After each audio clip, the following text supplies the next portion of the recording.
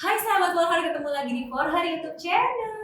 Hari ini lanjutin yang kemarin nih, episodenya kemarin, tapi sebenarnya syutingnya di hari yang sama ya. Jadi tadi udah dilakukan tindakan nih ke Miss V aku dan kayak seger banget. Iya, seru ya. Seru banget, jadi enak banget. Iya. Jadi bersih aja gitu Rasanya betul. ya kan? Bukan rasanya aja sih Mai sebenarnya, emang bersih beneran. Oh gitu. Yes. Ini jadi seneng banget. Pokoknya yang belum pernah nyoba, cobain deh rasanya. Dibersihin itu area Miss V-nya secara Bagian keseluruhan, dari dalam sampai keluar disemprot. Seru banget. Pokoknya menyenangkan banget perawatan di Medica Clinic.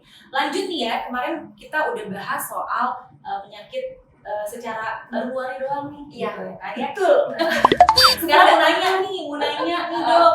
Sebenarnya kalau perempuan harus lebih hati-hati terhadap penyakit kelamin yang seperti apa? Oke, kalau misalkan lebih hati-hati sih Mai, tentu yang infeksi menular seksual. Nah itu karena kalau infeksi menular seksual itu udah kayak gerbangnya HIV. Jadi once kita kena penyakit menular seksual, sekali lagi waktu itu kita udah pernah bahas tuh ya, apalagi sifilis itu 2-4 kali lipat lebih berisiko untuk terkena HIV. Begitu. Itu maksudnya resiko itu pada pria dan wanita tuh sama aja? Sama aja gitu. Jadi memang pokoknya kalau misalkan udah ada yang nggak biasa itu memang wajib konsultasi ke dokter spesialis kulit dan kelamin gitu. Jadi Ya. sebenarnya penyakit pada kelamin pria dan penyakit pada kelamin wanita Wajib ini konsul. sama aja, Sama nggak ada yang aja. berubah. Atau ada satu penyakit yang ada cuma di perempuan doang nih. Keputihan? Oh iya sih. Keputihan nggak ada ya di cowok. Iya. Itu memang, tapi emang perempuan kayaknya hampir secara garis besar banyak kan yang Betul. memang bermasalah dengan keputihan. Betul. Ya, Jadi setiap wanita itu pasti pernah keputihan paling enggak 1 kali seumur hidupnya. Itu udah Nah itu pasti. kalau misalkan keputihan terus daerah Miss V itu sebenarnya perawatannya boleh nggak dibersihin dengan menggunakan sabun-sabun di pasaran yang khusus untuk vagina misalkan gitu, atau harusnya pakai apa nih dok gitu biar ritualnya kita aja sebenarnya misalkan maaf ya bersihkan pakai air daun sirih gitu. Boleh aja. Kalau misalkan air daun sirih yang asli ya, yang daun sirih itu boleh. Bisa Jadi ambil 5 lembar, dibersihin dulu, terus direbus. Nah nanti airnya itu suam-suam kuku boleh dijadiin untuk mencuci area Miss V. Di luar aja apa Di boleh luar dimasukin? aja, nggak boleh dimasukin. Jadi walaupun pakai sabun pun juga cuma boleh di luar aja, nggak disarankan untuk yang disemprot-semprot ke dalam, kecuali atas instruksi dokter gitu, baik dokter kulit atau dokter obgyn gitu. Oh, gitu. Jadi kalau misalkan di rumah nggak boleh tuh kan dulu kalau Iya. suka disuruh semprot gitu. Oh iya, nggak Nggak disarankan. disarankan Iya. lah ya. Jadi jangan coba-coba untuk membersihkan area dalam sendiri. Iya. Kalaupun mau dibersihkan area dalamnya ke Medica aja ya dong. Promosi terus. Terima kasih. Di sini aja nyaman banget, enak banget dan hasilnya tuh kayak yang jadi aduh pokoknya segar banget ngulang lagi di saking hebohnya. Aku tuh happy banget pokoknya dibersihin deh. Terus ini dok, kembali ke Miss V dok, dengar dokter bisa melakukan perbaikan pada daerah Miss V itu. Perbaikan apa sih dok? Oke, sebenarnya kalau dari Miss V itu kan tadi kita udah bahas ya, yang di part sebelumnya itu kan kita bisa dari daerah kulitnya. Nah kalau bisa dari kulitnya kan kadang-kadang warnanya itu daerah anogenital itu pasti lebih gelap daripada warna kulit yang lain. Wajar dong, kalau Wajar, lebih gelap. iya, tapi jangan gelap banget, jangan terlalu kontras gitu ya. Nah itu kita bisa juga lakukan, kita bisa ada pakai pembersih yang khusus untuk mencerahkan, terus juga sebenarnya juga ada krimnya.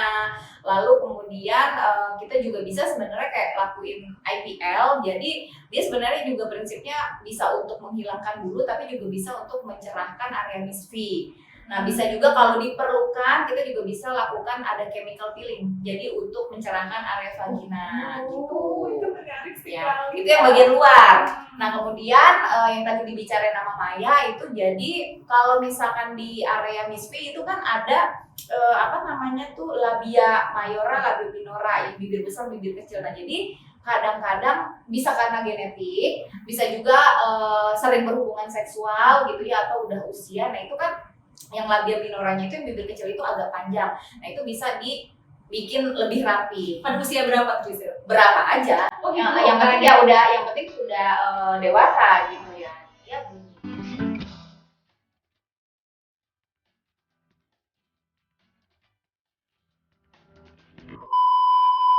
kepotong ya barusan. Lanjut tadi seru-serunya pada itu ya. Ya udah dilanjut toh. Gimana si labia itu, kita sampai di labia. Oke, jadi bibir besar sama bibir kecil kan. Nah, jadi kalau bibir kecilnya itu dia memang udah genetik, terus atau sering berhubungan seksual atau udah usia. Nah, itu kita bisa kita rapiin. Jadi kan dia kayak pintu koboi itu. Nah, jadi kayak pintu koboi. Nah, itu dirapiin gitu. Dan itu akan rapih kayak selamanya gitu. Ya kecuali dia terlalu aktif ya, terlalu aktif ya itu mungkin, itu tapi dibuang atau dibuang terus nanti dijahit lagi, dibikin rapi lagi gitu. Jadi cukup menarik ya. Jadi buat para wanita di luar sana, sahabat Forhar dimanapun berada, kalau punya permasalahan dengan pintu koboi, boleh langsung ke sini konsultasi sama dokter, karena itu memang aku pun jadi kayak pengen dicek perlu nggak ya melakukan itu, karena kalau lihat dari pendengar ceritanya atau lihat hasilnya itu luar biasa loh. Itu jadi kayak kembali muda. muda. Oke, nah terus yang ke selanjutnya itu yang lebih dalam lagi, kita bisa HIFU. Jadi HIFU untuk vagina. Jadi kalau HIFU vagina itu dia sebenarnya prinsipnya itu supaya otot vaginanya itu jadi lebih gigit, iya gitu. Nah jadi ya itu dilakukan 1 kali aja cukup, dan itu bisa bertahan 6 sampai 1 tahun, 6 bulan sampai 1 tahun, sorry. Oh, jadi Ya. kalau 1 kali perawatan terus langsung bisa bertahan selama 6 bulan sampai 1 tahun. Yes. Wow, jadi memang lebih gigit. Ini kok jadi langsung kemana-mana ya, bingung sekali ya. Jadi di rumah jangan berpikir kemana-mana dulu, tapi datang aja ke sini buat konsultasi sama dokter Evla. Jadi bisa tahu perlu atau tidak dilakukan HIFU vagina atau Labiaplasti. Oh itu namanya labiaplasti, itu dirubah. Dan itu bisa request. Nanti saya akan kasih masukan sih sebenarnya gitu. Atau memang udah pasti dipotong, dipasang, udah gitu aja. Ya sebaik mungkin, secantik mungkin, karena pasti estetik banget. Yes, bikin secara estetik. Dan sebenarnya gini, kadang-kadang juga ada keluhan dari baik dari yang perempuannya atau yang laki-lakinya. Kadang-kadang laki-lakinya juga nggak terlalu nyaman karena gesekan, nah dia kayak pintu koboi gitu, jadi gesekan juga terasanya nggak enak. Tapi ada juga yang bilang enak. Nah itu sebenarnya tergantung dari kalau misalnya udah punya pasangan, nah itu suami ya maksudnya. Nah itu jadi itu mesti dibicarakan gitu. Jadi kalau misalkan ya perlu atau enggak gitu. Tapi kalau kan nggak bisa balik lagi ya. Nggak bisa. Karena udah kalau udah susah banget. Kalau udah dipangkas, udah dibuang, terus terus tiba-tiba ih kok nggak enak, terus tiba-tiba nggak mungkin. nggak bisa ya gitu. Jadi itu memang harus dibicarakan. Ya, dikonsultasikan, dibicarakan dengan pasangan, dikonsultasikan ke dokter Evla, nanti langsung tindakan dan Yes. Itu penyembuhannya berapa lama dok? Itu penyembuhannya sih nggak terlalu lama ya, antara 7 sampai 10 hari. Nah tapi biasanya nanti kalau lukanya sudah menutup itu kita nanti nggak pakai benang yang dibuka lagi, jadi dia udah diserap benangnya. Oh gitu. Jadi nggak usah buka jahitan. Nggak usah, iya. Jadi benang nggak usah dibuka jahit lagi, terus ya sampai 10 hari ya lah gitu. Jadi ya abstinensia nggak berhubungan dulu 2 minggu aja. Cuma 2 minggu ya. Iya, habis itu cantik. Oke, cantik. Terus kalau dari sisi rasa, merubah rasa atau tidak sebenarnya? Enggak, karena dia kulit kan sebenarnya gitu. Jadi kalau misalkan untuk sensasi sensasi sarafnya itu sih nggak terlalu berubah.